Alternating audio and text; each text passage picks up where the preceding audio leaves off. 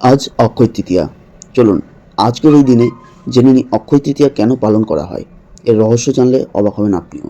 আপনি কি জানেন অক্ষয় তৃতীয়া শুধু একটি শুভ দিন নয়, এটি এমন একটি দিন যেদিন করা ভালো কাজ কখনোই শেষ হয় না।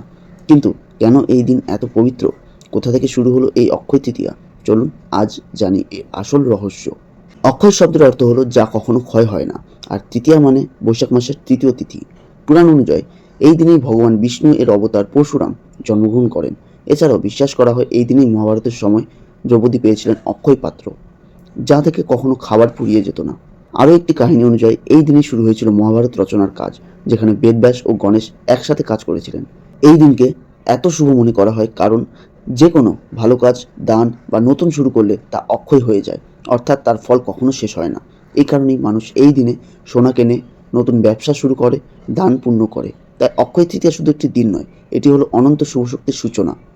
আপনি এই দিনে কী করবেন কমেন্টে জানাতে ভুলবেন না। আর এমনই রহস্যময় ভিডিও পাওয়ার জন্য অবশ্যই আমাদের চ্যানেলটিকে সাবস্ক্রাইব করুন, আমাদের পাশে থাকুন। ধন্যবাদ।